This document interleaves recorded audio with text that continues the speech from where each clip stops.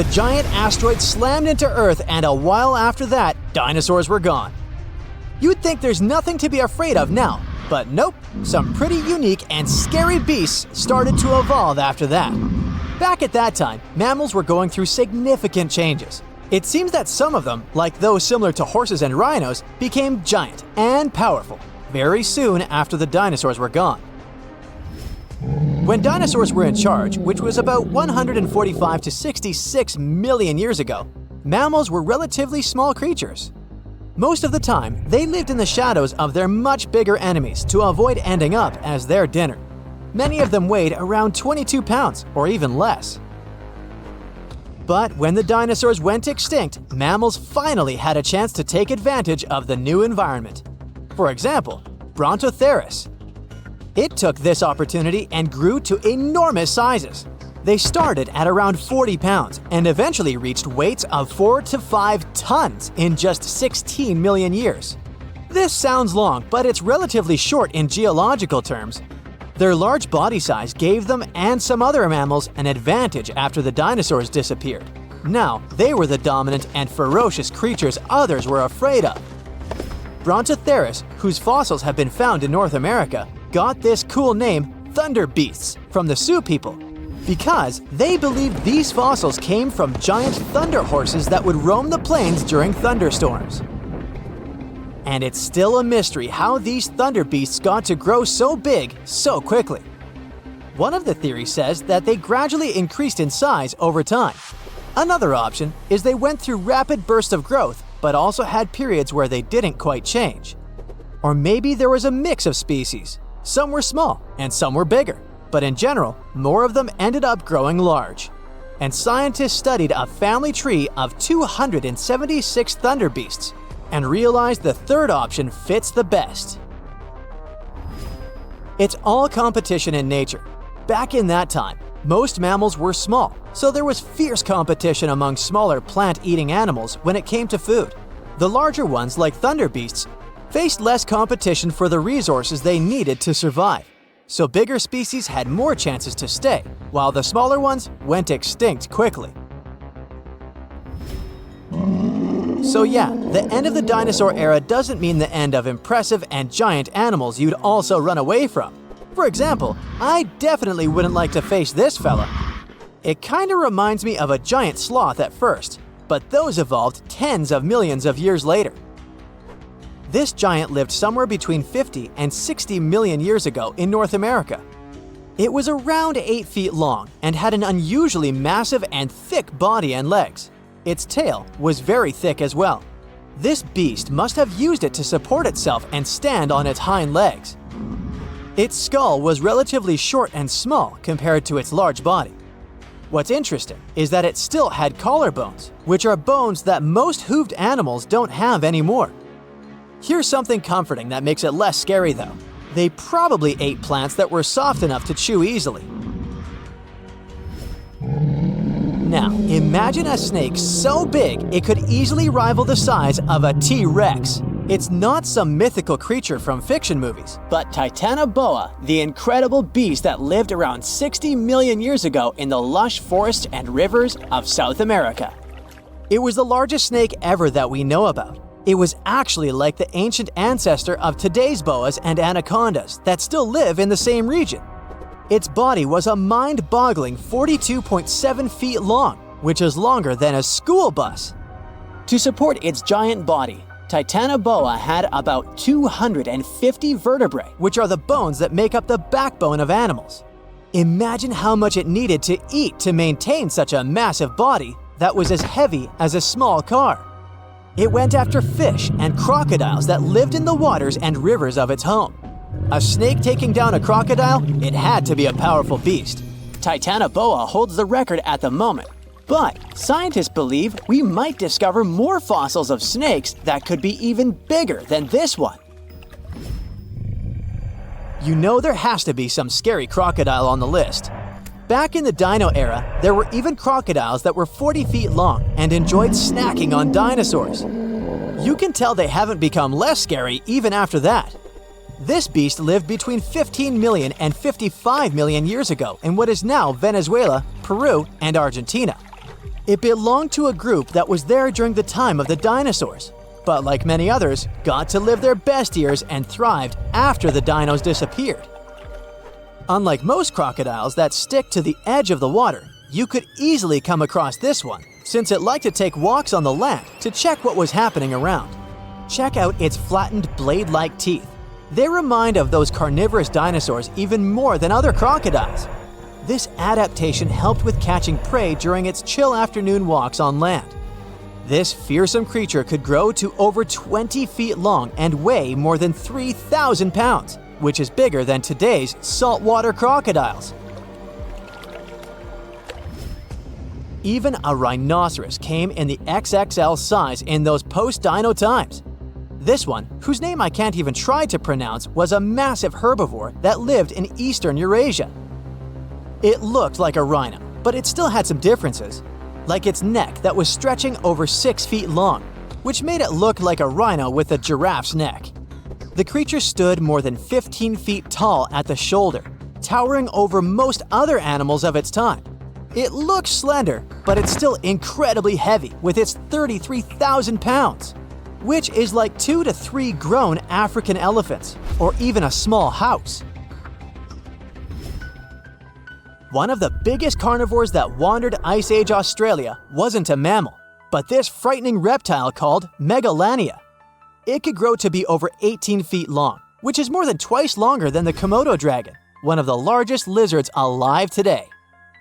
Megalania had sharp curved teeth similar to those of Komodo dragons, which means its bite was extremely powerful and maybe even venomous. This venom worked in a way it could have prevented its prey from healing property, which means the poor animal would become weaker, so Megalania didn't even have to work that much to catch it after that first bite, no matter where its prey would try to escape. Moving on to birds now. An elephant bird stood almost 10 feet tall and weighed over 1,000 pounds. You could see it on the island of Madagascar more than 1,000 years ago, which is not even that long ago compared to the others. One of the multiple species of elephant bird was so big that it could rival some non-avian dinosaurs, such as Utahraptor when it came to size. And its eggs were gigantic too. Just one egg could weigh more than 20 pounds, which is heavier than a bowling ball.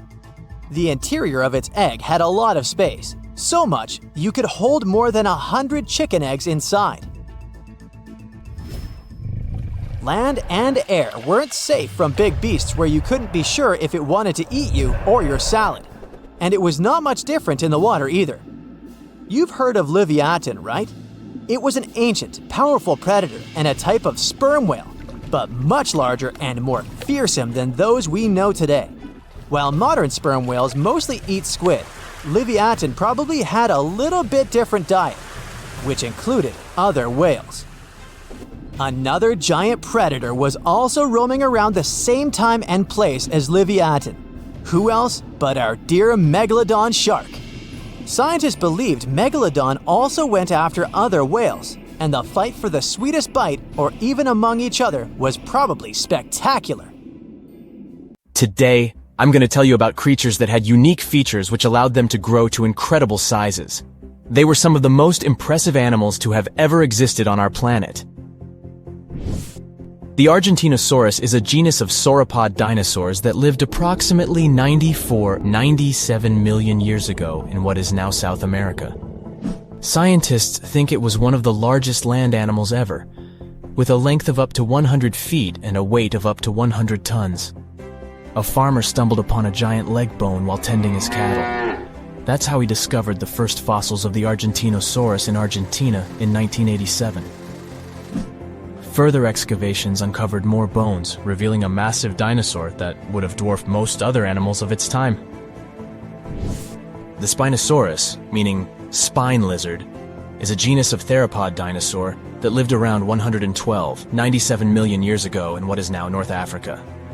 It is believed to be one of the largest carnivorous dinosaurs to ever exist, with a length of up to 60 feet and a weight of up to 23 tons.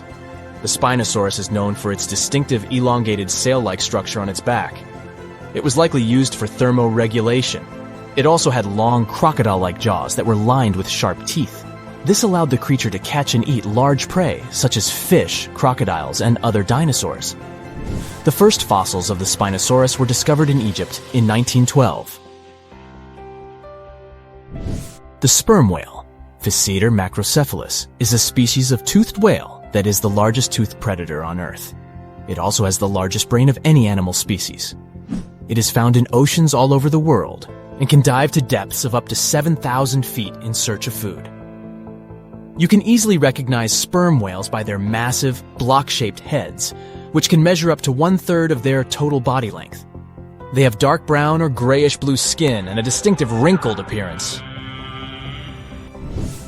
The Titanoboa is an extinct genus of a giant snake that lived approximately 58 million years ago.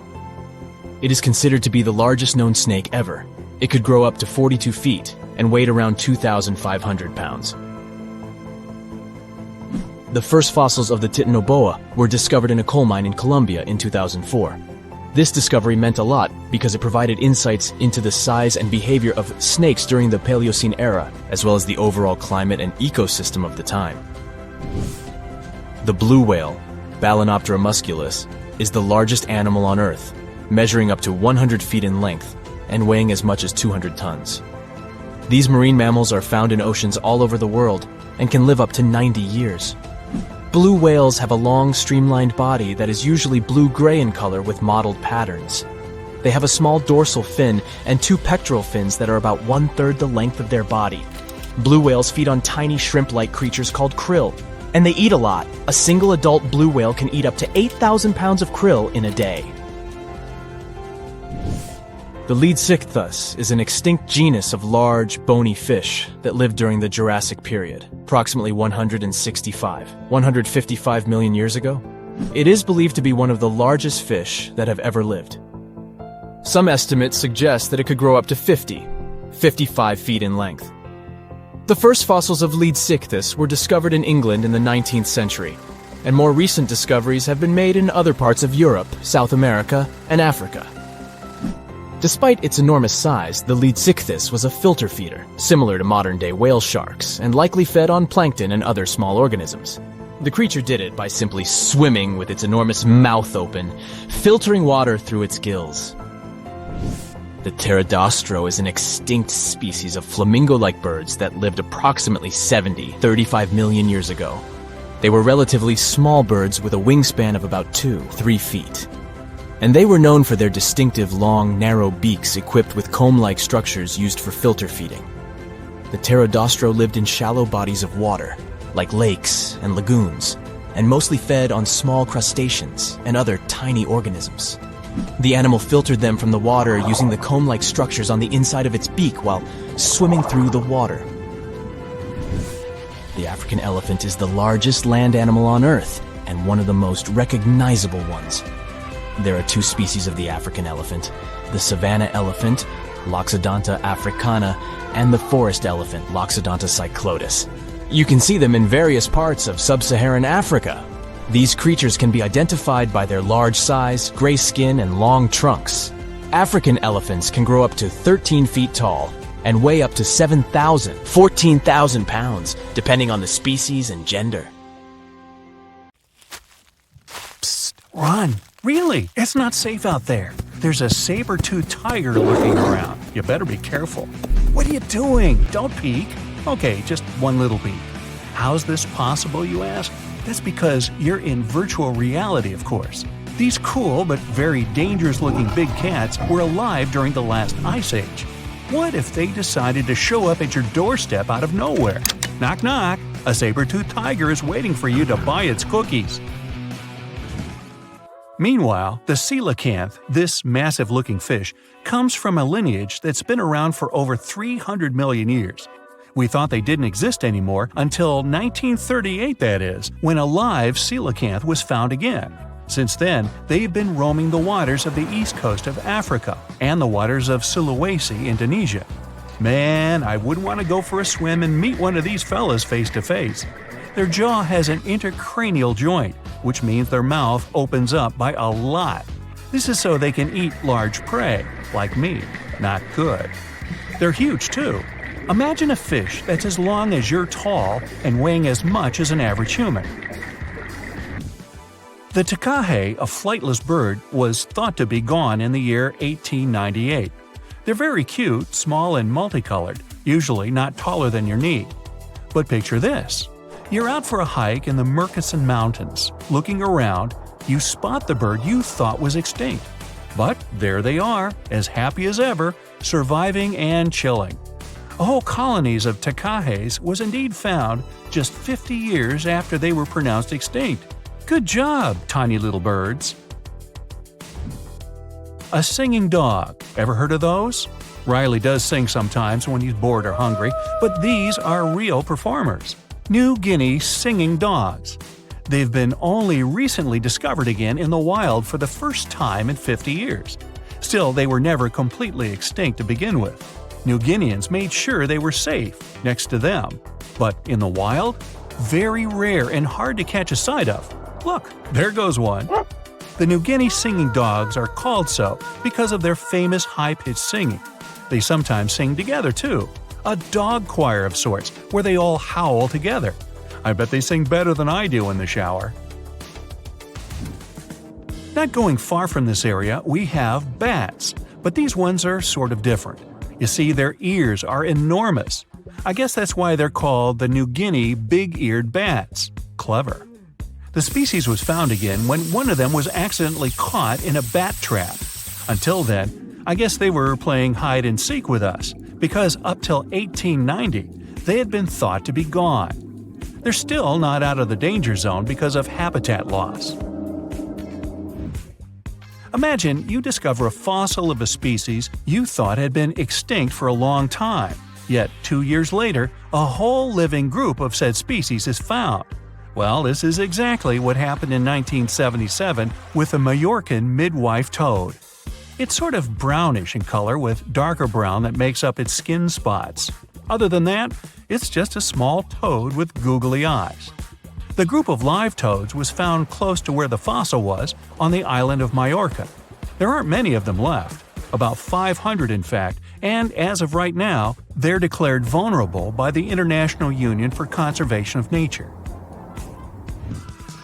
Now, are you a fan of tortoises? You will be when you take a look at this huge beauty. It's called the Ferdinanda Island Galapagos tortoise. It hasn't been seen since 1906. But on February 17, 2019, we were finally able to look at one of these beautiful creatures. It's probably out there with a few of its mates right now, but they also don't allow themselves to be seen. We only know they exist because there's a few tracks and scents. With yet another frog, we have the horned marsupial frog. They're out and about in Ecuador, in the Chocó Forest to be more specific. They're called this way because of their distinctive horns directly on top of their eyes. You know the pouch kangaroos use to carry their offspring?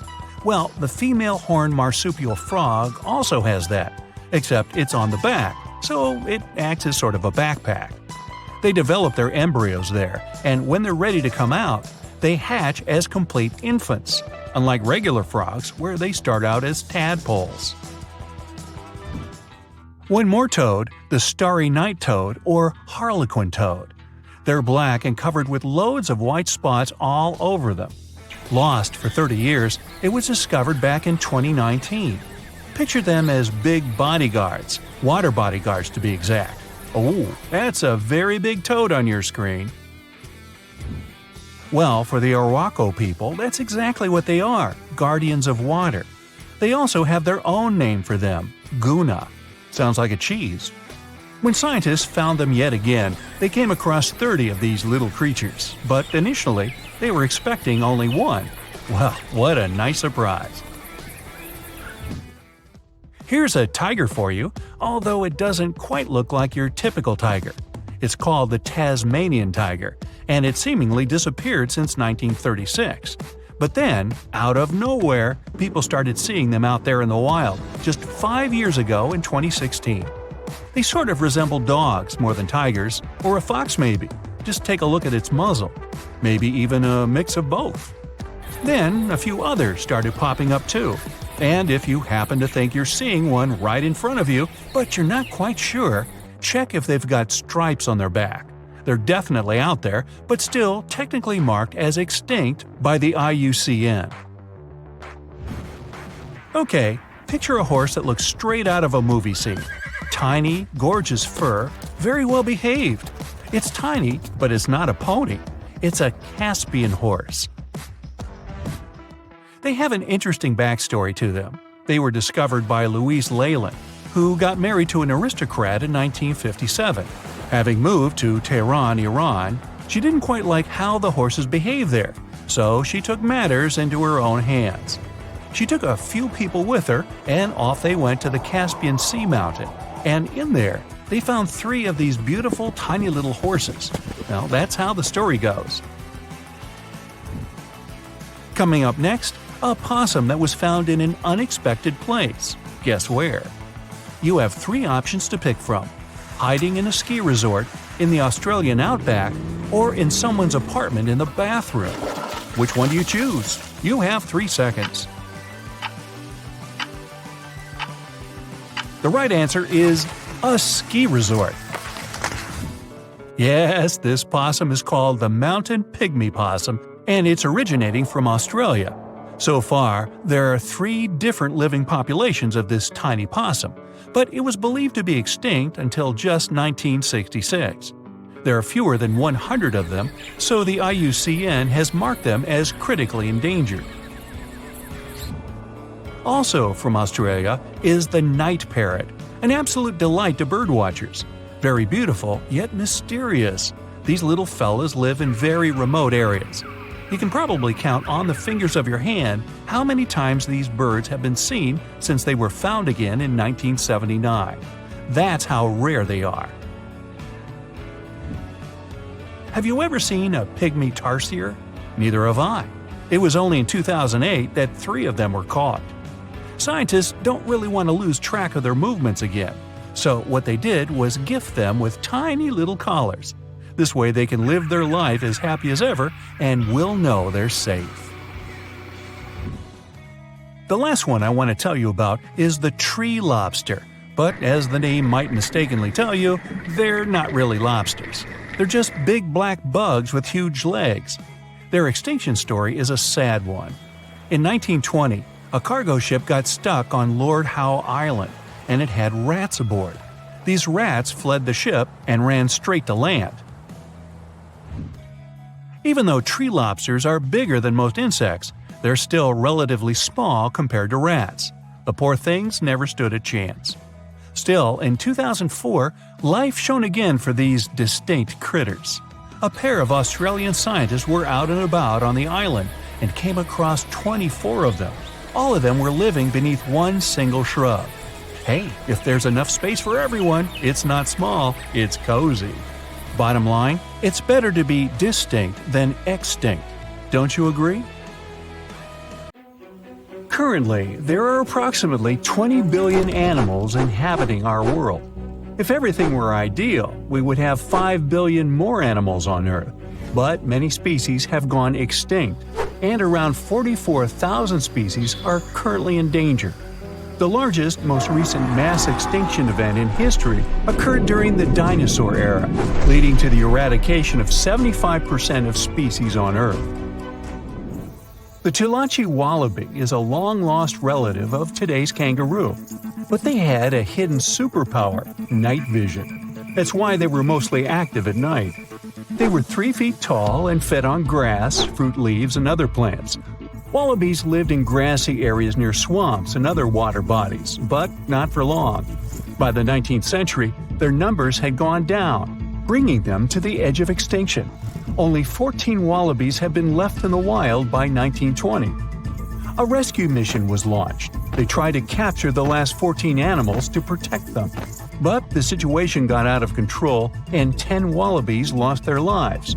The 4 remaining ones were transferred to a special facility, and in 1935, the last animal passed away. Only one picture of the Tulachi wallaby is left now. There were reports of the animal's sightings after that, but no proof was shown, and the creature was officially declared extinct in the 70s. Short-faced bears were a unique species that lived in North America, particularly Alaska. It was a massive bear, weighing around 1,500 pounds. When standing on its hind legs, it was around 12 feet tall, a whole foot taller than today's biggest beast in this family, the polar bear. This animal was different from today's bears because almost all of them are omnivores, except for polar bears. But this monster was solely carnivorous, which was the reason for their extinction. During the end of the Ice Age, many herbivores were gone, and those bears did not have enough food to survive. They were the Usain Bolt of the bear world, the fastest Bruins to have ever lived, reaching a top speed of 40 miles per hour, which is 5 miles faster than grizzlies. There are around 400 million pigeons in the world now. Some time ago, in America, a species of birds called passenger pigeons were abundant throughout the country, especially in the eastern forests.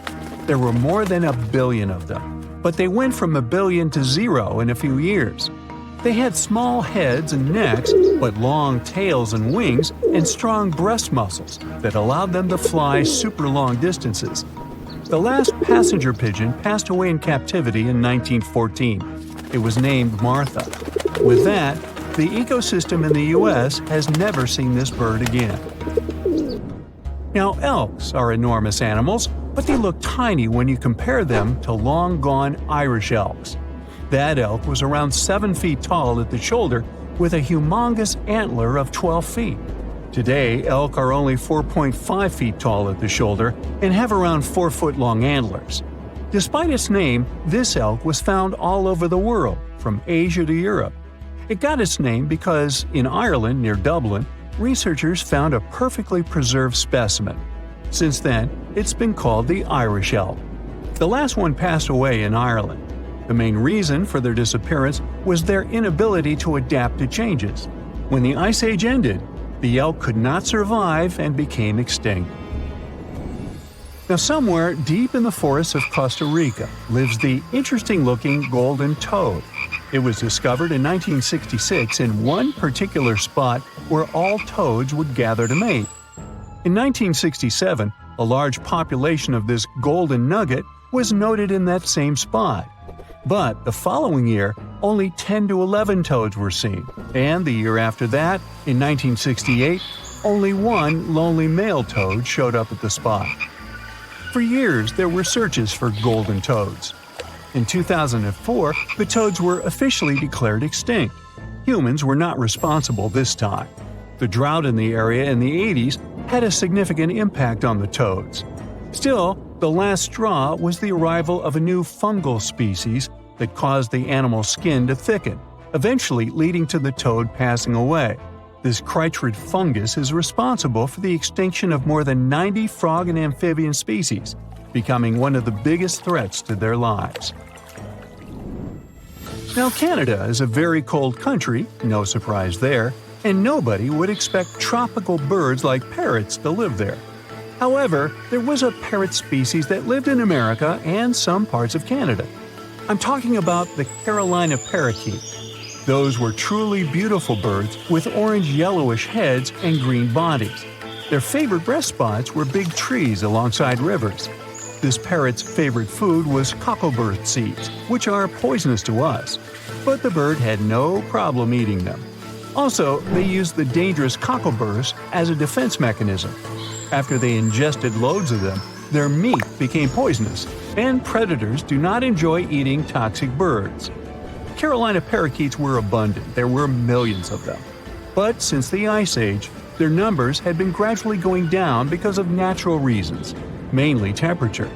By 1935, no such parakeets were left in the wild. Today's African lion had a much more prominent and notorious cousin, the Barbary lion. Those cats were mentioned in many famous old books. They were described as mean, terrifying beasts. It's believed that they were the largest lion species ever. Those big cats weighed around 600 pounds and were 9 feet from the head to tail. Unfortunately, this lion was declared extinct in the 90s due to many factors. Today, we only have one photo of this animal taken from a plane. Paradise parrots were native to Australia. They were genuinely amazing birds with captivating colors. What was unique about them was their nesting habits. They only nested in termite mounds.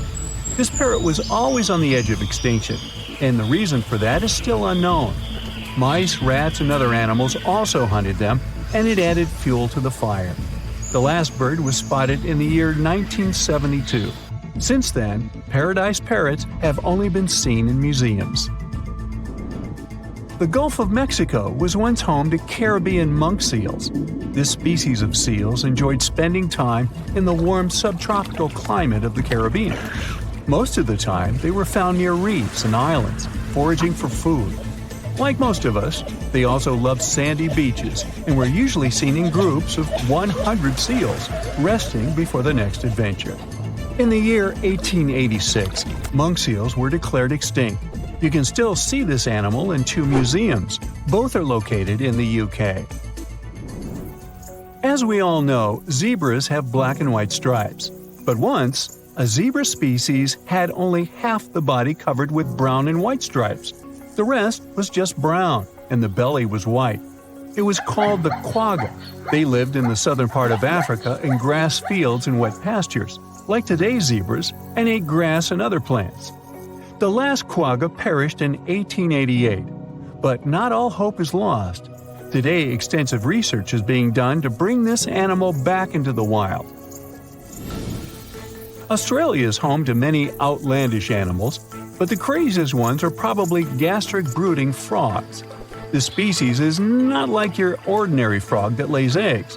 They hatch their young inside their stomach and give birth by vomiting around 25 fully formed young frogs. Sometimes their stomach becomes so bloated that they have to breathe through their skin. 2 species of this frog were discovered in the northern and southern parts of Australia in the 1970s by Mike Taylor. A decade after their discovery, both species are gone. The main reason for their extinction is the chytrid fungus. Luckily for them, they're also part of a de-extinction program that's putting serious efforts into bringing them back into the wild. Your heart is racing. You're running for your life from one of the biggest creatures you've ever seen. A giant reptile on 2 legs, sprinting right behind you. You hear the sound of a raging river next to you, but decide not to jump in.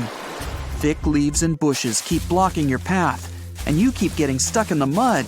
Everything around you is out to get you, and there's nowhere to hide. You spot a hollowed-out tree trunk and crawl inside. Whatever's out there is getting closer and closer. You hear deep guttural breathing and huge stomping. It's getting closer. You see a large tail from a crack in the tree trunk, swinging and knocking down bushes and small trees. Whatever it is, it's sniffing you out like those dogs at the airport. And right next to your face are giant bugs the size of a house cat. Perfect. You've always been scared to even look at crawly little things, but this one's so close and so big, you can actually see its facial features. It's looking at you like you're the alien. You want to scream, but can't. Then, out of the darkness, more bugs. They're curious things, flicking their antennas all over your body. Okay, this is too much. A bug is one thing, but now, a giant centipede thing is crawling your way. Its fangs are the size of your thumb. You dart out of the tree trunk and come face to face with a giant monster. It stops and stares at you, knowing you have no place to go. Claws and teeth the size of bowling pins. That's enough to keep you up at night. It's getting ready to charge right at you. Welcome to the most dangerous period and area in history for a human, the mid-Cretaceous Sahara. This place was thriving around 100 million years ago in what would now be North Africa. Back then, the continents were all arranged differently, and the weather was wild. Extreme storms were pretty common, and temperatures would rise and fall like a Mexican wave at a soccer stadium. Then, sea levels started to rise. Water flooded the Kem region, an area between modern-day Algeria and Morocco. Over the next millions of years, asteroids, volcanic eruptions, and other natural disasters wiped out everything else. Bye-bye, dinosaurs. Thanks for playing. You probably think of the Sahara as one of the most inhospitable places on Earth, but back when it had trees and rivers, it was even more dangerous. The famous River of Giants was a huge river system that stretched from modern-day Egypt all the way to Morocco. The land was flat and not much vegetation grew there, but it was enough for life to exist. Frightening, scary life. That creature you're staring at, it's a giant, scary-looking theropod, and it's out to get you. Imagine a T-Rex-like dinosaur that's more than 32 feet tall and has an epic jawline. Scary stuff. They were the top dogs in the food chain back then. And that's why this place and period in history was so unique. The entire area had an incredible imbalance between hungry dinos and poor little dino snacks. There wasn't enough food to go around. Scientists were never able to find much evidence of herbivores. That means it might have been a royal rumble of carnivorous creatures waiting to pounce on each other at any moment. So, after a while of having a stare-down contest with a giant theropod, a shadow creeps up on you from behind. You're too scared to turn around, but the growling is louder than anything you've ever heard. It shakes you to the core. You turn around and see a Spinosaurus. And that's about all you can see. You know how they always show the T-Rex as the king of the dinosaurs? Well, this one would be, what, the emperor? It stands about 50 feet tall and has a sail of scales on its back, the size of a regular human. Then add in a crocodile-style snout with razor-sharp teeth and some short, powerful legs. Its diet mainly consists of river fish, but it's looking at you like you're a delicious fish taco. The two alphas are now in a standoff, with you stuck in the middle. But before you close your eyes and get ready to be eaten, they begin fighting each other, knocking down trees. You tiptoe your way out of there and run. The further you go, the better, right? Wrong. Not here, because everywhere you go, there's gonna be something dangerous. During this period, there was danger in the sky, in the water, and on land. There were small mammals scurrying around here and there, but they mostly stayed in the shadows to avoid danger. After 5 minutes of running as fast as humanly possible, you make it out of the forest and onto an open plain. Bad move. Now there's nowhere to hide. Suddenly, you hear another shriek. You look behind you. Nothing. It's just short grass everywhere. Then you tilt your head up to the sky and see what looks like a giant bird. Only these are technically flying crocodiles. There were plenty of huge pterosaurs that ruled the skies. Alanqua saharica was a flying reptile that may have eaten fish in the river. Those fish must have been tasty. It had a huge wingspan and long, slender jaws. Oh, and it was the size of a small bus.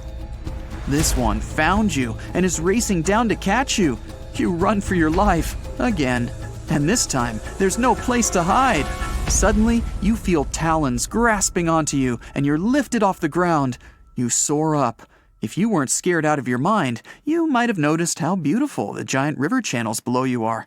The Alanqua maneuvers like a fighter jet, headed for the mountains, dodging all obstacles. You see a large nest with some mini beasts in it. They're hungry and as large as you. Not a great combination. You try to break free, but it's impossible. The creature drops you in the middle of the nest and flies off. You try to cover yourself, but the little ones keep pecking away.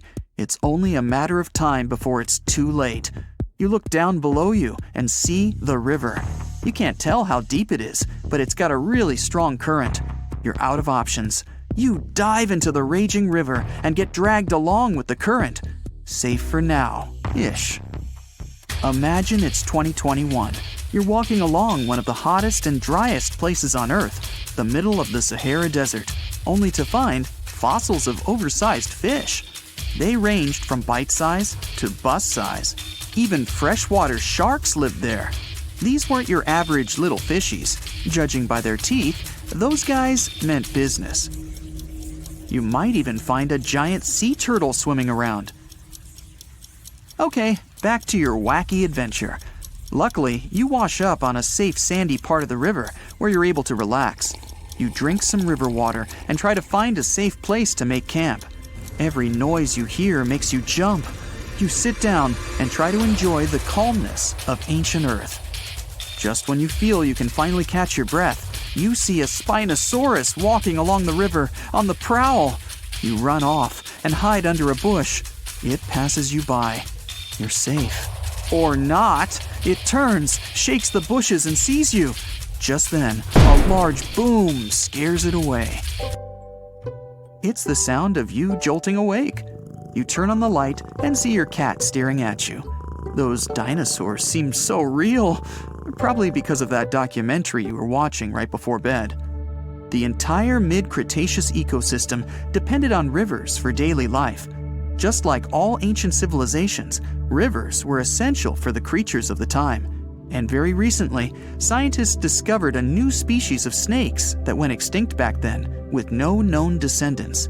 To understand these ancient ecosystems, it's important to know a lot about fossils. You might find two different fossils side by side, but those animals might have lived millions of years apart. The legend goes that a dwarf named Fafnir was famous for his strength and courage. Because of his qualities, he was tasked with protecting their kingdom. Dwarves were known to gather a lot of wealth, so a bit of added security was a must. I mean, they lived in a house made from gold and precious gems. But Fafnir also had another special talent. He was able to shapeshift. Tricked by Loki, the Norse spirit of mischief, Fafnir was taken over by his greed and the shine of his father's treasure. He decided he did not want to share any of it, not even with his father or his brothers. He stole it and ran away all by himself to a place he'd be hard to find, the middle of the desert. To protect his wealth, Fafnir transformed into a huge dragon. His new appearance looked like a huge snake, powerful and scary. His magical powers did not end there, though. Because the dragon couldn't fly, he also spread poison all around his new home, so no one had a chance to survive if they wanted to take his gold away. Fafnir was soon defeated by a young hero named Sigurd. The legend of Fafnir tries to explain why family is more important than greed. It also shows the many magical powers dragons possess. But the most interesting part is that it's quite a good example of how dragons came to be in our tales. But hey, this is just one of the many stories mentioning dragons. Just switch on your TV or peek into any bookstore, and you'll surely stumble upon dragons somewhere. Variations of dragon-like creatures have been described in stories from all over the world, from Asia to Northern Europe. Most of these creatures are depicted with reptile-like bodies, wings, and claws. And the scariest trait of them all, they can breathe fire out of their mouths. The name of these creatures comes from the Latin word draconum, which translates to huge serpent. But let's take a trip down memory lane to see how it all started. An Asian historian, for example, discovered some fossils back in the 4th century BCE and decided that he'd stumbled upon dragons. It's easy to understand why he got so confused if you look at a fossilized Stegosaurus. It was 30 feet long, 14 feet tall, and covered in armored plates and spikes. The Nile crocodile might have gotten mistaken for a dragon too. It still exists today and lives in sub-Saharan Africa. But it may have been more popular in ancient times. When reaching maturity, Nile crocodiles can grow up to 18 feet long. But that's not all. It can even walk with its body off the ground, and some were even pictured standing on their 2 back legs. Goannas are dragon-like lizards that live in Australia. Large as they are, they also have razor-sharp teeth and claws, and are also known to even produce venom. It's easy to see why goannas may be the source for the Australian version of dragons. When humans first discovered whale bones back in the day, we had no idea these animals lived in the sea. Given their size, we surely must have thought they were dangerous. And because we rarely see whales, if we don't go underwater of course, they were poorly understood and easily mistaken for dragons too. Probably the most interesting source of dragon mythology is actually the human brain. In a book called An Instinct for Dragons, There was a theory which claimed that dragons existed in almost all ancient cultures because we had evolved to fear large predators to survive. We aren't the only mammals to do this. Monkeys have an innate fear of snakes and large cats too, for example. When you combine these natural traits with folklore, you get a lot of dragon stories everywhere, adapted to each region. Reptilian beasts with magical powers date back as far as the origins of human civilization itself. I'm talking about ancient Mesopotamia. Humans back then used to believe in all sorts of creatures, but their head spirit was Marduk, the patron of the city of Babylon. If you look at the artwork from back then, Marduk was depicted with a snake-like dragon at his side. It could be either nice or vengeful, depending on what mood it was in. If you want to sign up to become a dragon, the first thing they'll ask you at the interview will be if you can breathe fire, of course. So scientists have tried to look into some ways that could make it real for dragons to breathe out fire without damaging their throats. To do that, they examined the bombardier beetle. This eccentric insect can pack up some really hot substances in its belly. Once the creature gets bothered by something, it shoots out a fiery load of chemicals. In all fairness, it's not really fire, but it does burn, so it's close enough. Going back to dragons, they'd need to have similar glands in their throats to produce the same effect. But where do dragons come from? They didn't just appear out of nowhere, regardless of the source you consult. Some tales, like that of Fafnir, say that even humans can turn into dragons. But the most popular theory is that dragons start out as eggs. Some sources even draft a series of stages a dragon has to go through during its life. Everything starts with hatching. Dragons are said to eat their way out of those shells and break the sides of the egg. Then there's the wormling stage, which is what dragon specialists, or dragonologists if you like, call a newly hatched dragon. It's still small and weak, but don't worry, it can take care of itself pretty well. The rest of a dragon's life stages are pretty self-explanatory. There are grown-up dragons, then ancient ones. A dragon's life ends when it reaches the twilight stage. Some sources claim dragons never stopped growing. Others even say they never reach the end of their lives. They just pass on to another type of spiritual existence. Dragons are known to be the symbol of a lot of different things, but that all depends on their origin. In some regions of Asia, they are known to bring luck, power, and wealth. To become a powerful warrior in Britain, you'd need to first defeat a dragon. That's why you often see them on flags. The flag of Wales, for example, has a large red dragon on a green and white background. Western stories aren't as nice to dragons.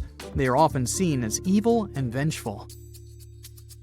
Another myth associated with dragons is that they love gold and precious stones. This greedy side of their temperament seems to date back to ancient Greece, where dragons were tasked with guarding treasures. Some of these guarding dragons were seen in such tales as The Hobbit and in the Harry Potter series. As for dragons' magical abilities, they also vary a lot. Some were said to have blood with supernatural properties. Some were rumored to be able to speak. Others were famous for their wisdom. A lot of dragons in ancient literature could fly or shapeshift, even into humans. Some real-life creatures got their names thanks to bearing a resemblance to dragons, like the dragonfly that has more than 5,000 subspecies we know about. It got its name from folklore tales, as Europeans in the Middle Ages saw it as an evil insect. Dragonflies were accused of some really nasty things, like biting people's eyes and mouths. But the creature that resembles mythical dragons most is a reptile called the flying dragon. They're seen in wooded areas of Southeast Asia. They don't really have wings per se, but parts of their ribs are elongated to support some extra skin that allows them to leap through the air between trees. Those wings are also brightly colored and contrast with their brown bodies. Researchers have been waiting for this find for a long time. They came in all shapes and sizes. It would have been hard to distinguish them from dinosaurs. Most species weren't bigger than a mouse. It's like a reminder of a long-gone era when its ancestors walked on all fours. The first mammals to walk the earth were different from us humans in one important aspect. We walk on two legs. That makes us bipedal. But the first animals that made the transition from sea to land were tetrapods. This means they walked on four legs. The story of these creatures began in present-day Scotland. The region is home to the first terrestrial ecosystem in the world. The rock here is made from silica. This material is the building block of glass. Hot volcanic springs formed these rocks more than 400 million years ago. Such land composition is a treasure trove for paleontologists. These are the scientists who study the fossil remains of animals and plants. In Scotland, they found everything from plants with preserved cells to the oldest known fossils of insects. They even discovered a fungus that grew up to 29 feet tall. But there was one find that stood out from all the other ones. In 2015, scientists unearthed fossils of four-legged animals. The place of discovery was Willie's Hole, near the hillside village of Churnside in the south of the country. Researchers dated the finds to the Paleozoic era, about 360 million years ago. This was the time when the early ancestors of the dinosaurs thrived. The world was a much different place back then. Today, we associate Scotland with cold and rain, and kilts and golf. But at that time, this land sat closer to the equator. It had lush vegetation, and its climate was hot and humid. Droughts and flooding were quite common. It was the perfect setting for an important evolutionary event. Researchers have been waiting for this find for a long time. The fossil records had a 15 million year gap. Its name was Romer's Gap, after the Harvard professor who described it. Science was missing fossil evidence of the animals that ventured onto land on all fours. The 5 fossil species they found in Scotland shed light on this mystery. The first tetrapods were divided into 2 large groups. One of them contained the ancestors of birds, reptiles, and mammals. Their collective name is amniotis. The other included the ancestors of amphibians, such as frogs. When these and similar species migrated to dry land, they discovered that they weren't alone. The earliest life forms that made this evolutionary leap were liverwort-like plants. We know this because scientists found their spores. They also discovered fossilized remains of an air-breathing millipede. It had tiny holes that allowed it to breathe air. This puts it among the first oxygen-breathing animals on the planet. And this species of millipedes is the first land dweller in the animal kingdom. Today, the largest of such creatures is the African elephant. Scientists believe that one of the first four-legged creatures to make it onto land was an amphibian ancestor. Its name was Ichthyostega. The first part of the animal's name translates from ancient Greek as fish. This reveals a lot about the way the creature moved. It dragged itself on the ground using only its front limbs that resembled fins. This is the way that mudskipper fish move on land today. This isn't how we imagine proper walking, but during the period our hero lived on Earth, it was the perfect way to get around. The climate had both extremely dry and wet periods. The ability to walk and swim at the same time was especially useful. The fossils from Scotland supported this claim. The fish-like animals scientists found had 4 slender limbs. This is the perfect equipment for life on land, not inside the ocean. There was further evidence. The fossils displayed well-developed lungs for breathing outside of water, but their legs were still too weak to completely lift the body off the ground. The tail section had to slither along the surface, similar to how a snake moves forward. This animal that resembled a modern-day salamander lived during the Paleozoic era.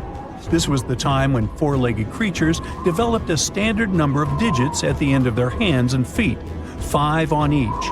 We know them today as fingers. All species that had more than 5 fingers started slowly disappearing. These pteropods split into 2 groups. The first of them had to return to the sea to lay eggs. This group would later give rise to amphibians. The second kind of tetrapods is more interesting to human evolution. They're considered the ancestors of reptiles, dinosaurs, and mammals. The Permian period came at the end of the Paleozoic. By this time, all life forms on Earth inhabited the supercontinent of Pangaea. There were vast deserts far away from the oceans. The more important species that walked on all fours during this time were the synapsids.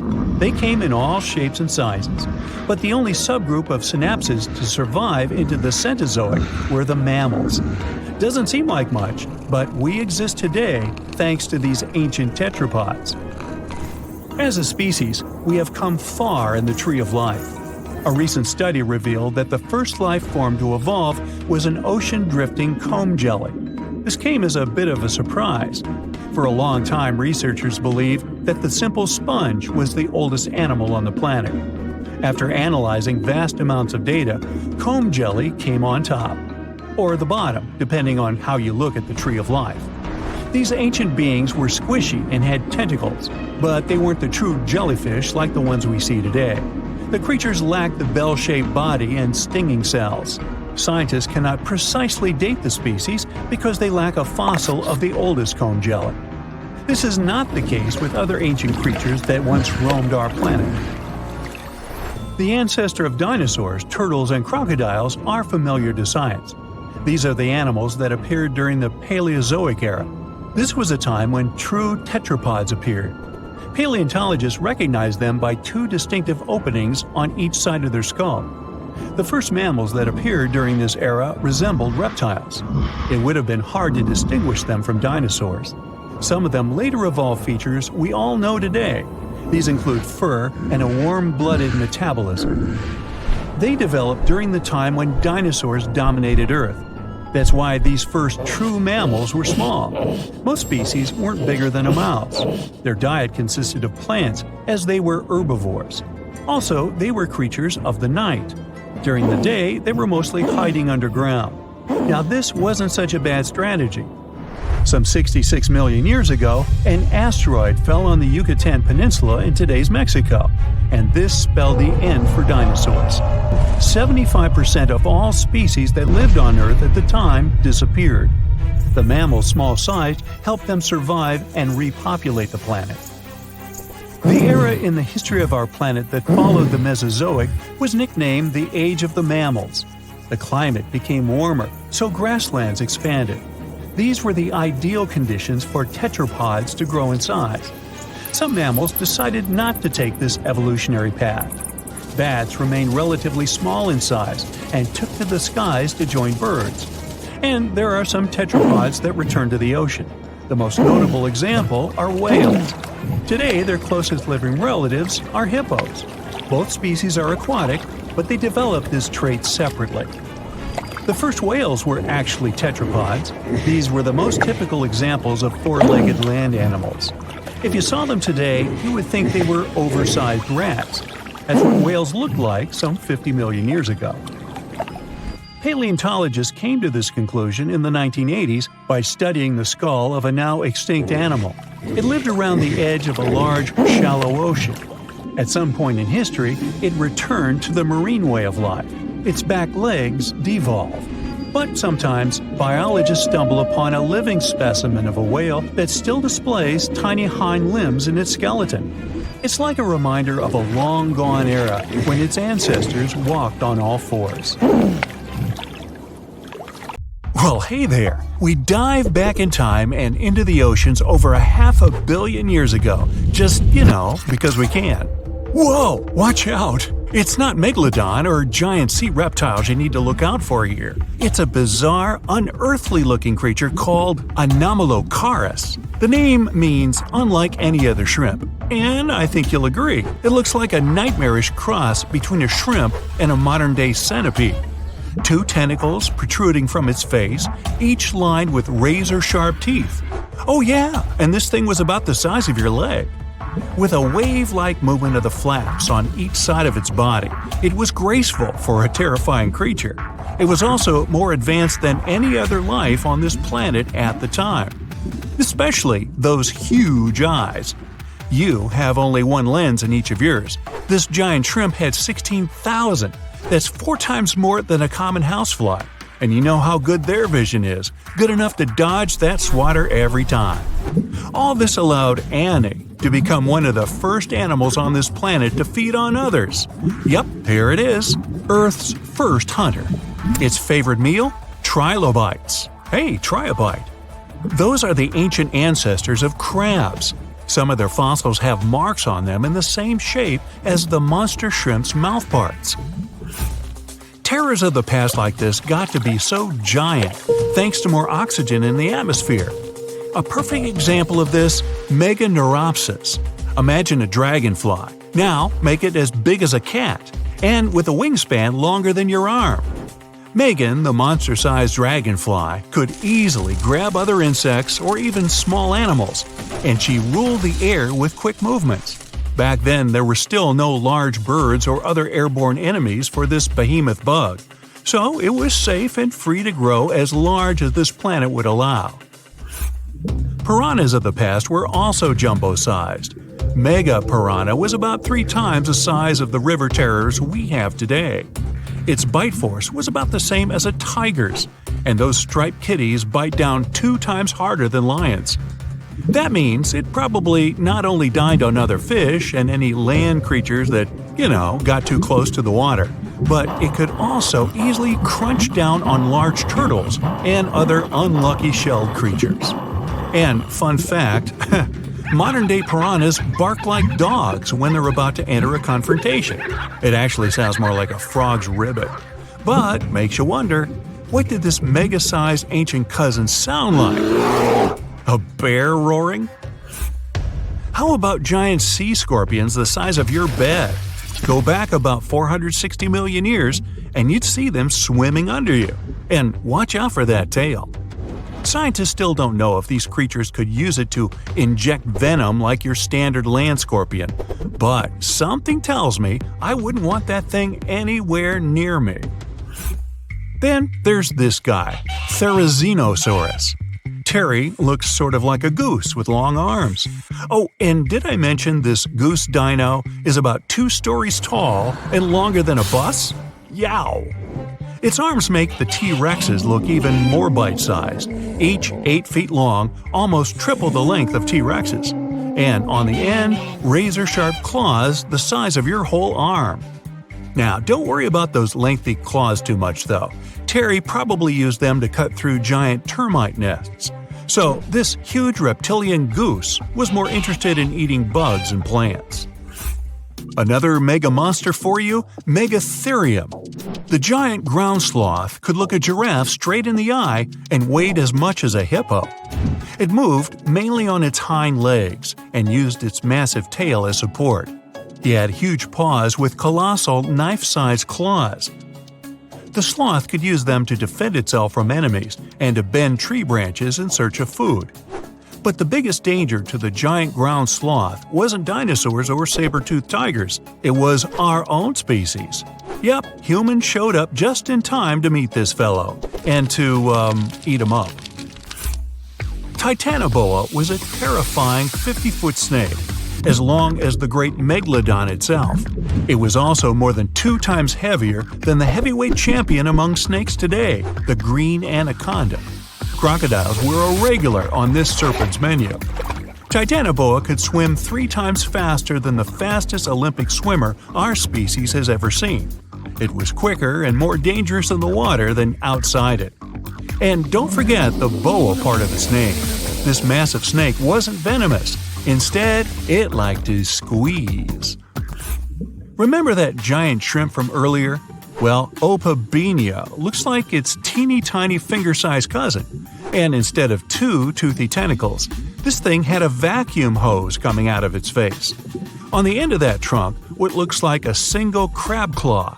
Add 5 eyes and a mouth under its head, and you've got a recipe for something not of this planet. Only it is. This creature used its trunk like an elephant does. Its claw grabbed food from the bottom of the ocean and brought it up to its mouth. This thing is so weird-looking that, apparently, when the scientists who discovered it presented his findings to an audience, they all laughed as if he were joking. Now, a real-life monster, the Tully monster. From a distance, it looks a bit like Nessie, that long neck and teeth-lined jaws. But get closer, and you'll see it's more like a long nose with a mouth attached at the end, like a mosquito. Its eyes are further back, sticking out of tubes all snail-like. Tully was an ancient mollusk, about the size of your forearm. It probably dined on jellyfish and shrimp 300 million years ago. Thylacus smilus will put a smile on your face as long as you don't get too close. No, it's not a relative of the saber-toothed tiger. It was a marsupial, making it more related to a kangaroo than anything. And if you compare them to body size, its fangs were actually longer than a saber-toothed tiger's. And they grew continuously. As for that beard on its chin, that's actually all chin. The lower jawbone grew down to a point under the mouth. Those fangs were rooted to the skull, going way back to its eyes. When the mouth was closed, that bony beard protected the long, sharp teeth from breakage. Staganapolis, not to be confused with Minneapolis, might look like a big crocodile with a squished-in snout, but it was mostly harmless.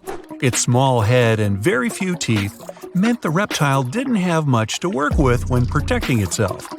That's what all those armored scales were for, and no need for huge fangs or long rows of razor-sharp teeth when you're a plant eater. That beak-like tip on its nose allowed the stag to dig up plants. So, really, this reptile was more like a 10-foot scaly pig than a croc. Basilosaurus was a type of ancient whale that lived on our planet about 45 million years ago. Not quite as long as a blue whale, but this guy was still big enough to munch down on other whales and even sharks. Some people believe these monsters could still exist today. Eyewitnesses claim to have seen a giant sea dragon, and Basilosaurus fits the description. Plus, 90% of our oceans are unexplored. There's plenty of space to hide a sea monster. But scientists haven't found any fossils of this ancient whale younger than 3.7 million years. So, this myth is busted. Stegosaurus is one of the most recognizable dinosaurs that ever lived. It can easily be distinguished by those huge spikes on its tail and the bony plates on its back. It was twice as long as a giraffe and nearly 5 times heavier. But compared to its body size, it had the world's smallest brain. It was no larger than a dog's. Pelagornis had the largest wingspan of any bird ever discovered. It was twice the size of the largest bird today, the wandering albatross. Such huge wings made it hard for the bird to take off. It could only do so by jumping off cliffs. And when it finally spread its wings, this giant could only go about 40 miles per hour. The fastest bird today can reach speeds 5 times that. The sky suddenly turns orange. All you can see as you look up are millions of butterflies. You just got lucky to witness the spectacular natural show, the annual migration of monarch butterflies.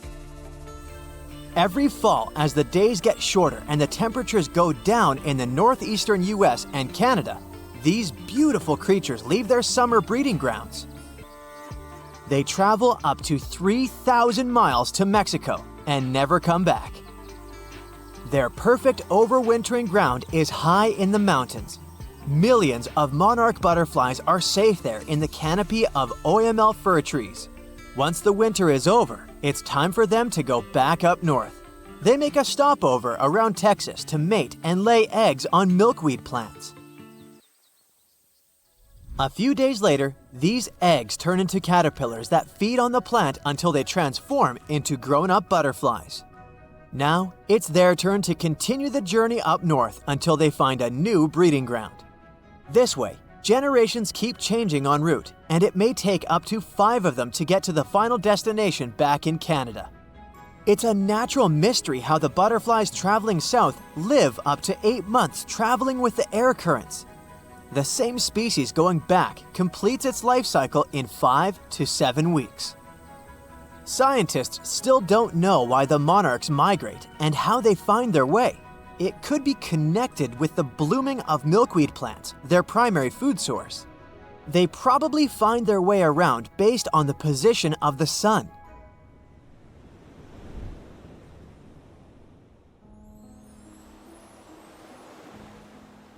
Humpback whales are real champions when it comes to migration and size among mammals. They cover a distance of up to 5,000 miles following their lunch.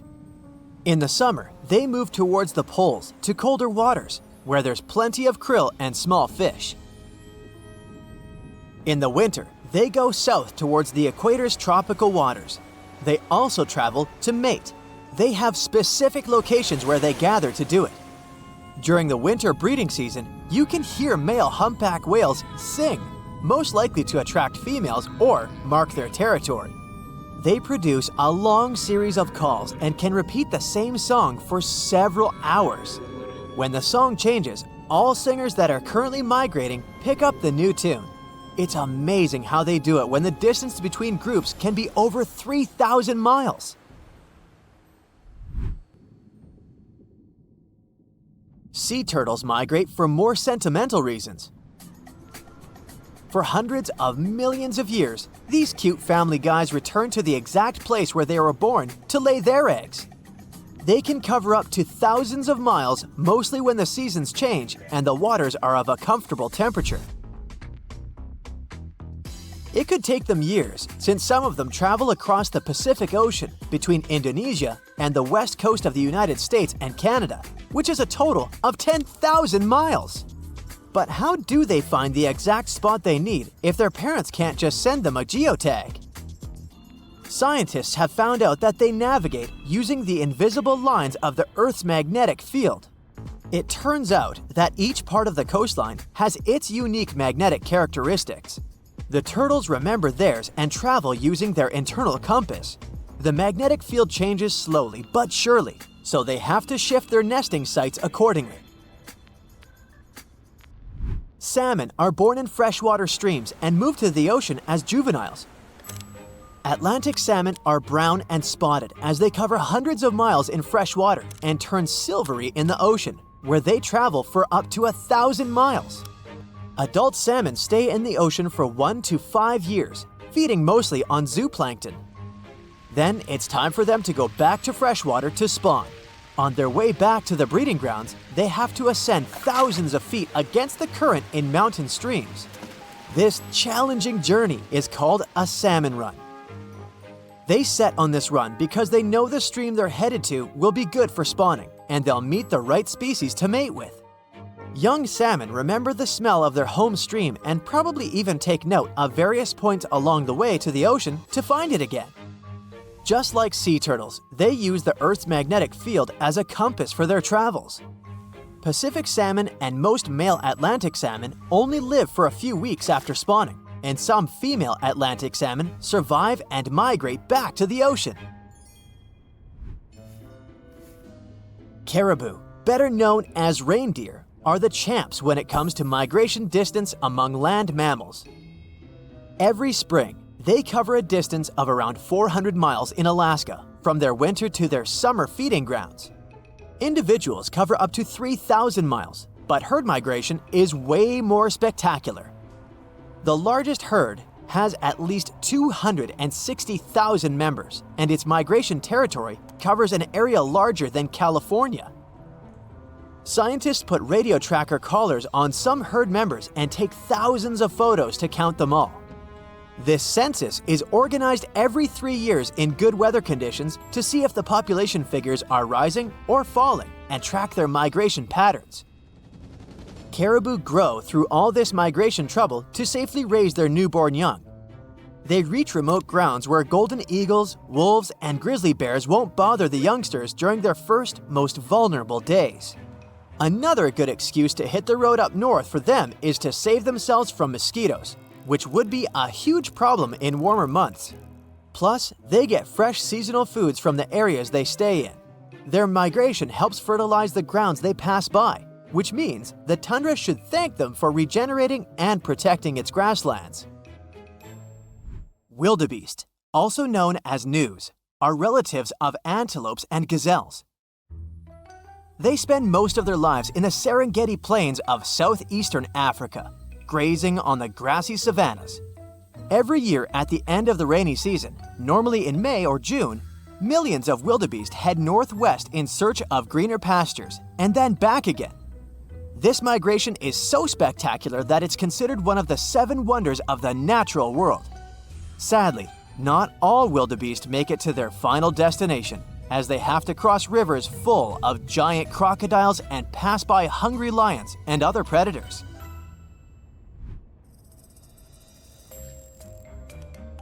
If you look at dragonflies' migration routes, you can call them real globetrotters. Scientists discovered one such route that spanned from India to the Maldives, Seychelles, Mozambique, Uganda, and back again for at least 8,700 miles. It's the longest insect migration we know of so far. It looks like they set on this epic journey when the temperature reaches a certain mark and the days start to grow longer. They seem to be following the rains as they start during the monsoon season in India and arrive for the rainy season in eastern and southern Africa. One fragile insect cannot complete the whole trip, so it turns into a sort of relay race that includes 4 generations of dragonflies. Each generation plays its role in the journey. Scientists can't put radio trackers on dragonflies as they do with other animals because the insects are too small.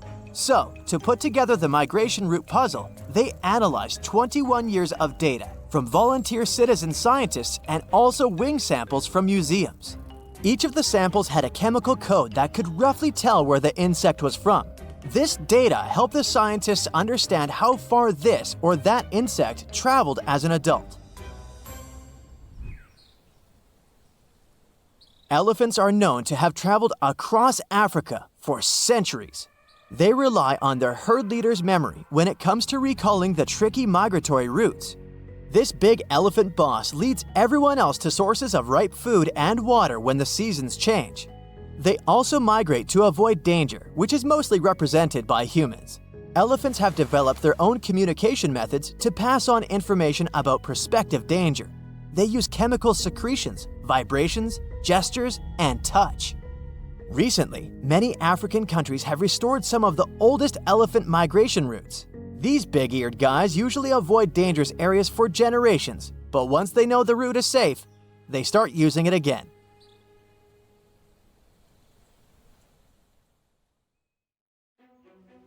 Every species on Earth, you, me, and that nasty neighbor of yours, is destined to go extinct someday. Just like what happened to the woolly mammoths and saber-toothed tigers. Stats aren't bright. Scientists say that 99% of all animals that ever lived are now extinct. Hey, what's that look on your face? Going extinct is not the end of the story. Now listen up.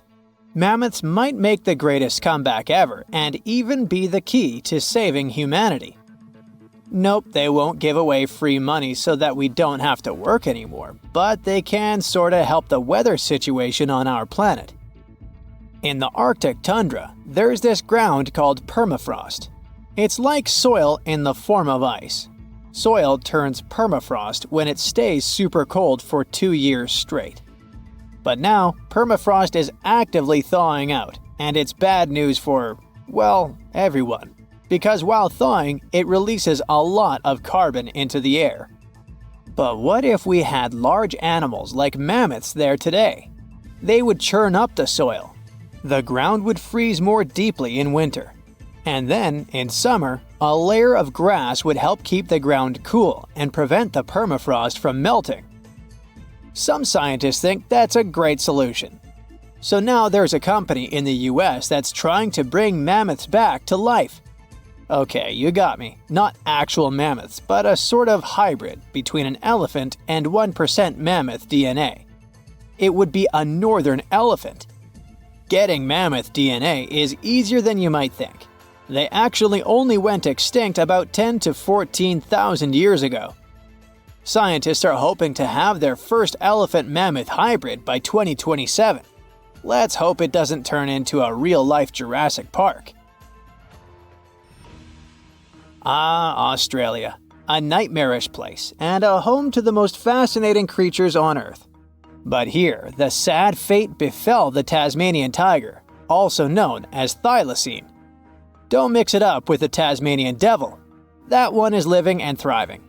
Nope, the thylacine was a marsupial predator that used to chill in Australia, South Tasmania, and New Guinea. It was a nocturnal who preyed on other marsupials, like kangaroos. In the 30s, the farmers suddenly claimed that thylacines were eating their livestock. Looking back at it now, that was probably an exaggeration. But humans started to hunt poor thylacines until they were all gone. And then it turned out that hunting away the important predator isn't the brightest idea. Who would have thought? You see, thylacines kept things in check by eating bad animals. So once they disappeared, the Australian wildlife was basically doomed. 35% of total mammal extinctions on Earth happened here. That's an awful world record. I know it sounds gloomy, but hey, maybe we can fix this.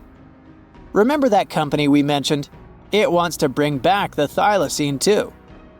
Luckily, many thylacine embryos are still preserved in jars, like some creepy pickles. If we bring them back to Tasmania, this could help revive the entire ecosystem. Would you be happy to see them back in the wild? Me too. And I would also be happy to see you hitting those like and subscribe buttons so you can keep up with amazing facts all year round.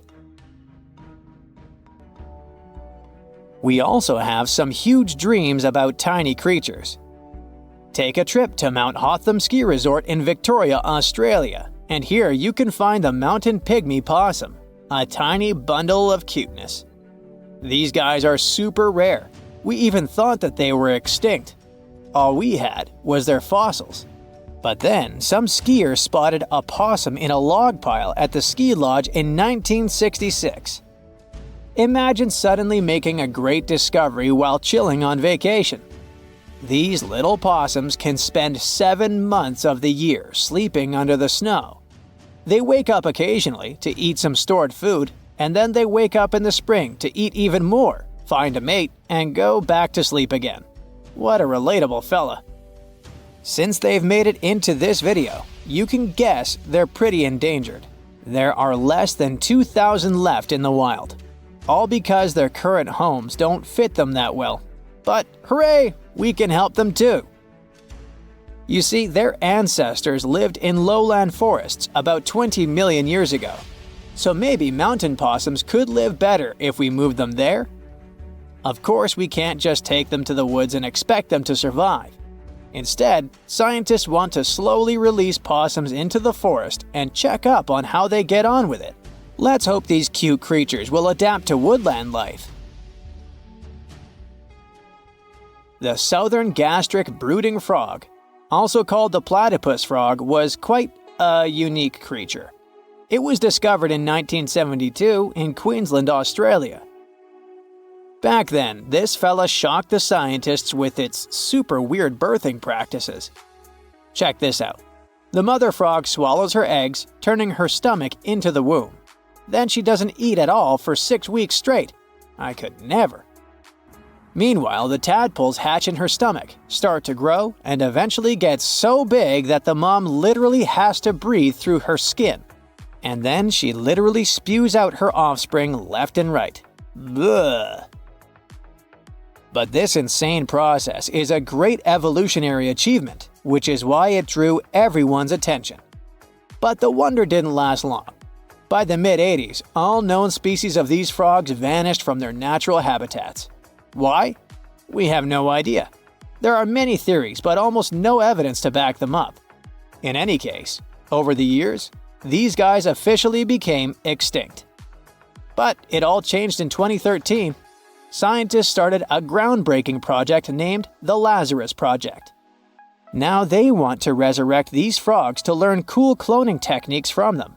Are you guys ready to copy their genetic preservation method? Yeah, me neither.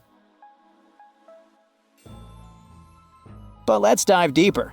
Literally go in the water. Meet the coelacanth. This creature lived in the oceans back when the dinosaurs roamed our planet, and didn't even notice the asteroids. These guys are the Methuselahs of the sea. They can live up to 100 years, and they don't even start thinking about leaving offspring until they're around 55. At least they've got plenty of time to live for themselves.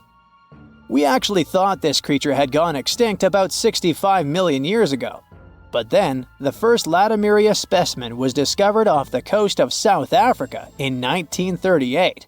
Now they're known as living fossils. And these fish are enormous. They weigh around 200 pounds. They're also super stylish, with those lobe-fished paddles that make them look like disco balls. Oh, and they're great aerialists. Thanks to those versatile fins, they can even do headstands and swim belly up. The coelacanth is also a bit of a homebody. It's not very energetic and likes to live in underwater caves during the day, only coming out at night to snack on smaller fish and squid. Another animal who's literally me. Now we're trying our best to preserve this species, and I won't be surprised if it outlives us all. And finally, let's talk about the largest and most awkwardly looking flightless bird from New Zealand, the South Island takahe. The tale of the takahe started way back in the Middle Ages. Humans accidentally hunted them all away, and by the late 19th century, it seemed there were none of them left. But then, they were rediscovered in New Zealand in 1948. Poor guys did all they could to hide from us in the mountains, but we still got them. But it's different now. Since then, we've been trying our best to save them from extinction. There's a takahe recovery program going on, and it shows great results. They managed to greatly boost the number of birds in the wild. As of 2023, the takahe population has grown to around 500 birds. They're now considered nationally vulnerable, not nationally critical.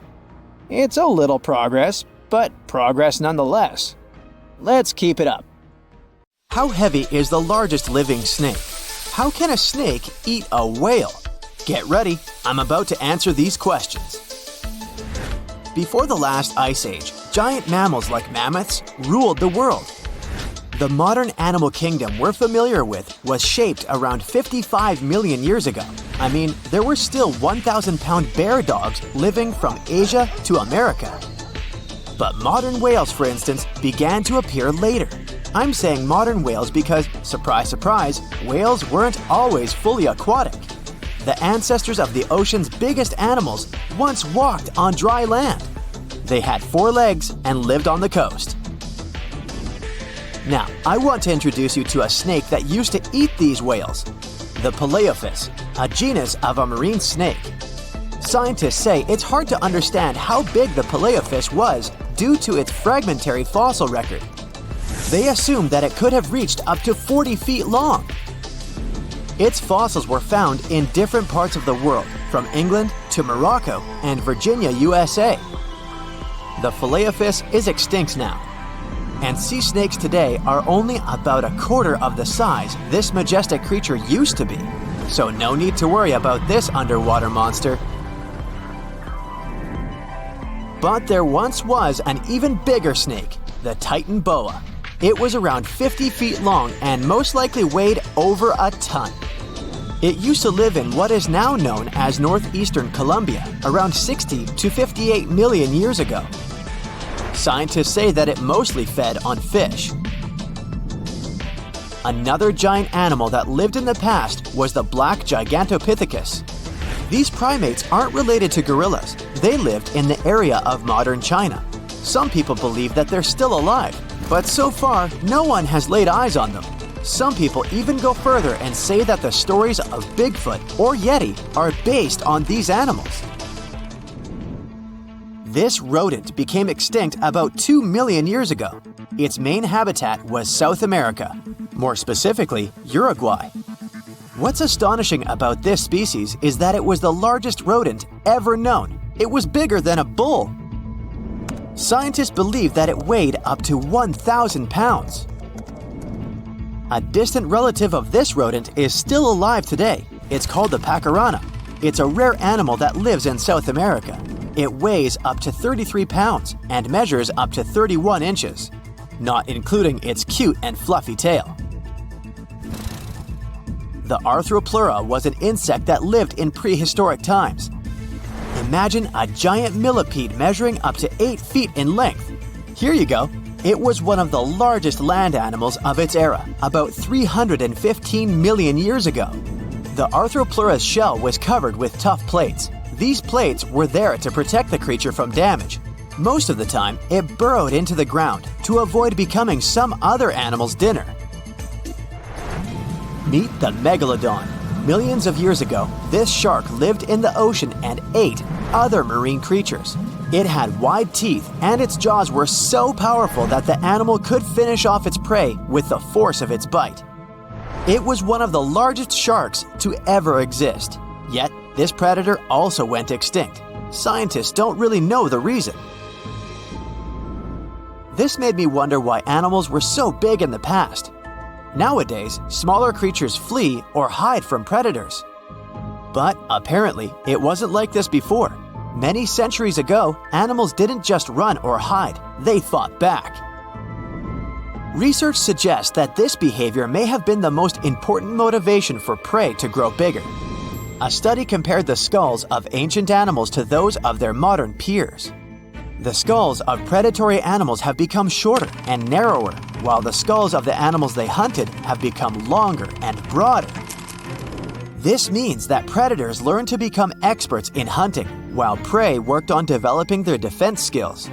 You see, a larger body size was a great advantage because it made it harder for predators to take down the animals they hunted. The bottom line, self-defense made prehistoric animals larger. The second reason why ancient animals were larger is related to their bones. They had hollow bones, which are lighter than solid bones. This type of bone allowed large animals to move quickly. Let's take sauropods. They were a dinosaur subgroup. Sauropods had giraffe-like long necks and snake-like long tails. Compared to their body size, their head was really tiny. But since their bones were quite light, they could move around without having to carry additional weight. The eating habits of these animals were also related to their body size. When experts examined the fossils of one extinct mammal species, they found out that these animals had a diet that was high in nutrients and low in fiber. And this mammal was the largest land animal of its period. In other words, following this diet, mammals could grow to be very large. There was plenty of food out there, so they didn't have to worry about finding it. Fun fact, these animals also took chewing out of the picture. They could swallow their food in large pieces instead of taking small bites. Environmental conditions also played an important role in the evolution of larger animals in prehistoric times. Those animals tended to live in warm, moist climates that provided them with a lot of food. They didn't have to compete for food sources. Researchers believe that because of these conditions, natural selection worked in a certain way. I mean, body size was more important than such traits as agility and speed. Oh, and did you know that large animals tend to produce more carbon dioxide? And ultimately, a bigger volume of carbon dioxide increases the amount of vegetation in the animal's habitat. As for the abundance of oxygen in the atmosphere at that time, it could be another vital element for some animals' growth. A good but scary example of an animal that benefited from the high levels of oxygen can be the cockroach of the Paleozoic era. At that time, cockroaches were the size of modern house cats. Now this one would give me the chills if I ever faced it. Ugh. What about today? Well, there are over 3,000 species of snakes on Earth. The smallest snake in the world is the Barbados thread snake. It's only around 4 inches long when fully grown, and the largest one? It's the reticulated python. This snake reaches around 20 feet in length. The longest python was discovered in 1912. It measured 32 feet long. As for the largest and heaviest reticulated python, it was named Medusa. Medusa was approximately 25 feet long and weighed 350 pounds. These reptiles lived in Southeast Asia in rainforests, woodlands, and grasslands. Don't be confused though, the reticulated python isn't the heaviest snake in the world. This title belongs to the green anaconda. It weighs approximately 500 pounds. Green anacondas are found in South America and Trinidad in damp, humid areas. I have a bonus for you. Here is a flying snake. You can find these snakes in Southeast Asia. They don't fly like birds, of course, but they do use the power of flight. They can go as high as 300 feet. They leap from tree branches into the air. Once they take off, it's all about aerodynamics. Their main technique is flaring their ribs and pulling in their abdomens. While airborne, they undulate from one side to another and slightly up and down. This motion helps snakes to turn and glide. Why bother with all this if they can just crawl in an old-school way? Scientists aren't sure, but they believe it might be related to escaping from predators. This way, they move from one tree to another without having to get down to the ground. Every now and then, people discover fossils of animals that lived millions of years ago. These ancient discoveries continue to capture our imagination. Which of these animals would you like to see alive?